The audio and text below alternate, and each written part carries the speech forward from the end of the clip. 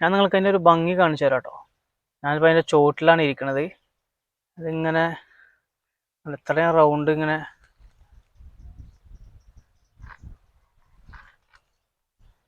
അല്ലല്ലേ,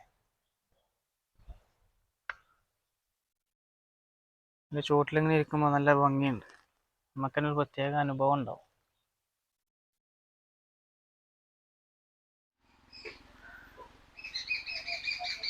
ഗൈസ്, അപ്പോൾ നമ്മൾ കൊടക്കല്ല് എന്ന് പറയുന്ന സ്ഥലത്തേക്ക് പ്രവേശിക്കുക കേട്ടോ.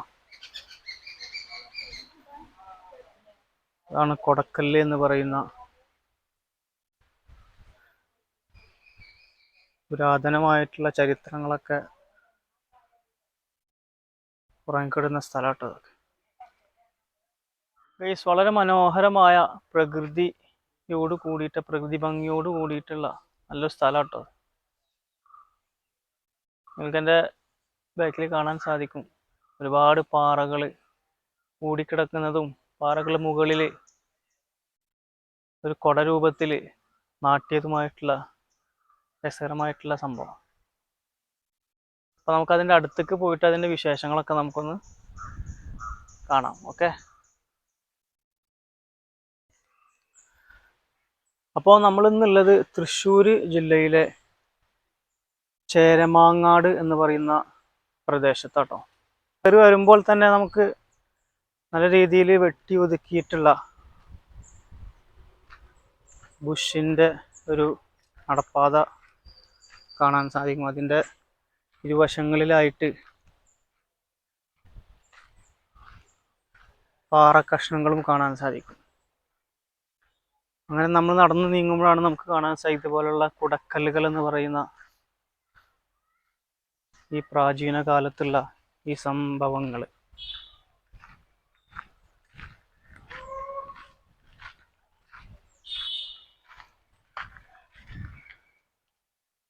ഈ നീളത്തിലുള്ള പാറക്കെട്ടുകൾ ഇങ്ങനെ കെടുത്ത് നിർത്തിയിട്ട് അതിൻ്റെ മുകളിൽ ഒരു കുട പോലെ നാട്ടിയിട്ടുള്ളതാണ് നിങ്ങൾക്ക് കാണാൻ സാധിക്കും. വളരെ മനോഹരമായിട്ട് നല്ല ഭംഗിയിൽ തന്നെ അതവിടെ നാട്ടിയിട്ടുണ്ട്.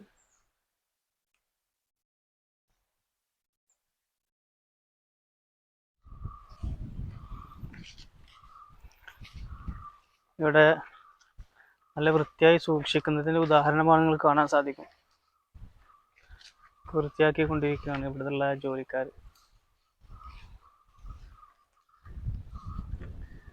ഇത് നിലവിൽ കേന്ദ്ര സർക്കാരിൻ്റെ പുരാവസ്തു സംരക്ഷണ വകുപ്പിൻ്റെ കീഴിലാണ് ഇത് നിലവിലുള്ളത്. അതുകൊണ്ട് തന്നെയാണ്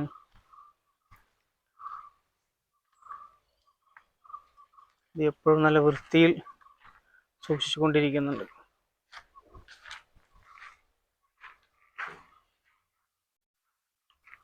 മഹാശിലായുഗ സംസ്കാരത്തിൻ്റെ അവശിഷ്ടങ്ങൾ കേരളത്തിലുടനീളം നമുക്ക് കാണാൻ സാധിക്കും. പല രീതിയിലായിരുന്നു ഇക്കാലത്ത് മൃതശരീരങ്ങൾ അടക്കം ചെയ്തിരുന്നത്. നമുക്കറിയാം, ഈ കൽവൃത്തങ്ങൾ, അതുപോലെ തന്നെ കല്ലറകൾ, കുടക്കല്ലുകൾ, തൊപ്പിക്കല്ലുകൾ, നന്നങ്ങാടികൾ, നടുക്കല്ലുകൾ എന്ന രീതിയിലൊക്കെയാണ് പ്രാചീന കാലത്തൊക്കെ മൃതശരീരങ്ങൾ അടക്കം ചെയ്തിരുന്നത്. അതുപോലെ സന്ദർശിക്കാൻ വരുന്നവർക്ക് ഇരിക്കാനുള്ള സൗകര്യങ്ങളൊക്കെ ഇവിടെ ഒരുക്കിയിട്ടുണ്ട്.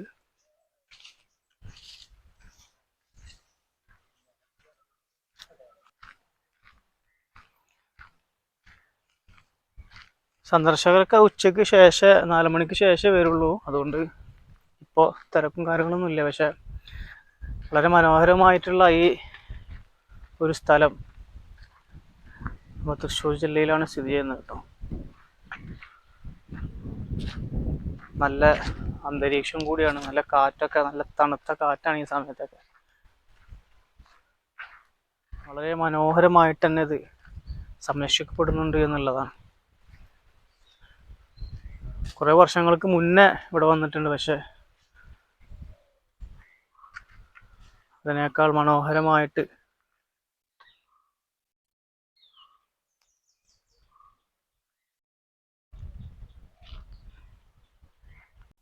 അപ്പോൾ നമ്മുടെ ഇവിടെ തൃശ്ശൂരിലെ ഈ ചേരമാങ്ങാടിയിൽ പ്രധാനമായിട്ടും 9 കുടക്കല്ലുകളാണ് അവിടെ ഉള്ളത്. ഇപ്പോൾ ഈ സ്മാരകങ്ങളൊക്കെ നമുക്ക് കാണാൻ കഴിയും, വളരെ വൃത്തിയിലാണ് ഇത് സൂക്ഷിക്കുന്നത്. ഈ പറമ്പ് നമുക്ക് വളരെ വൃത്തിയായിട്ട് തന്നെ സൂക്ഷിക്കുന്നുണ്ട്. ഇത് ഈ സ്മാരകങ്ങളൊക്കെ കേന്ദ്ര പുരാവസ്തുവിൻ്റെ വകുപ്പിൻ്റെ കീഴിലാണ് അത് സംരക്ഷിച്ചുകൊണ്ടിരിക്കുന്നത്. അതുപോലെ തന്നെ നീളമുള്ള 4 കല്ലുകൾ ചതുരത്തിൽ അന്യോന്യം ഇങ്ങനെ ചാരി നിർത്തിയിട്ട്, നമുക്കത് കാണുമ്പോൾ തന്നെ മനസ്സിലാവും. വലിയ വലിയ നീളമുള്ള 4 കല്ലുകൾ, പാറക്കല്ലുകൾ ചാരി നിർത്തിയിട്ട് അവക്ക് മുകളിൽ വലിയൊരു പാറക്കല്ല്, വൃത്താകൃതിയിലുള്ള ഒരു കൂമ്പാരക്കല്ല്, വലിയൊരു പാറക്കല്ല് അതിന് മുകളിൽ നാട്ടുന്ന സംഭവമാണത്.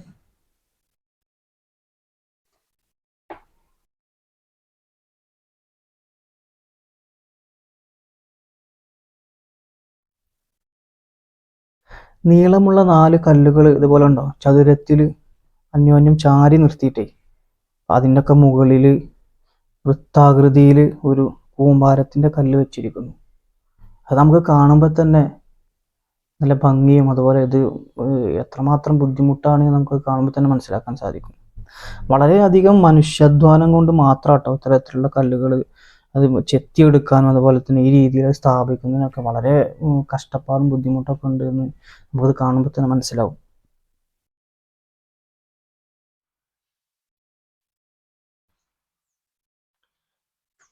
ഇതിൻ്റെ ഭംഗി എന്ന് പറയുന്നത് തന്നെയാണ് കണ്ടോ, പാറകൾക്ക് മുകളിൽ വലിയൊരു പാറ ഒരു കൊട രീതിയിൽ നാട്ടിയിട്ടുള്ളതാണ് ഇതിൻ്റെ ഭംഗി കേട്ടോ.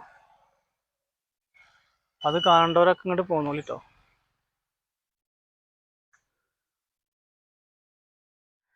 ഞാൻ നിങ്ങൾക്ക് അതിൻ്റെ ഒരു ഭംഗി കാണിച്ചു തരാം കേട്ടോ. ഞാനിപ്പോൾ അതിൻ്റെ ചോട്ടിലാണ് ഇരിക്കണത്. അതിങ്ങനെ ഇത്രയും റൗണ്ട് ഇങ്ങനെ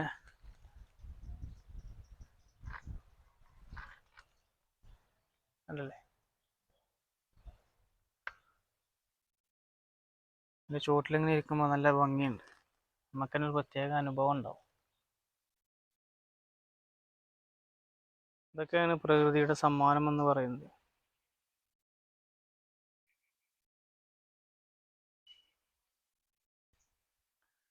ഈ ഏരിയ നെറ്റും കാര്യങ്ങളൊക്കെ വെച്ചിട്ട് നല്ല രീതിയിൽ തന്നെ സംരക്ഷിച്ചു പോരുന്ന ഒരു സ്ഥലമാണ്.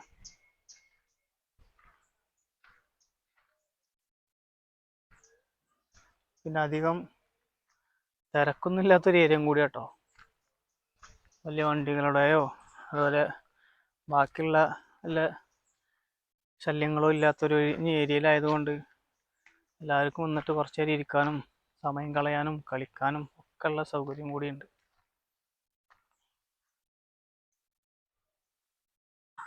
ഗൈസ്, അപ്പോൾ നമ്മൾ ഇന്നത്തെ വീഡിയോ അവസാനിക്കുകയാണ്.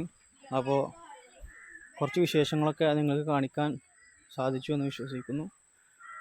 അപ്പോൾ നമുക്ക് മറ്റൊരു വീഡിയോ ആയിട്ട് വീണ്ടും കാണാം. ഓക്കെ.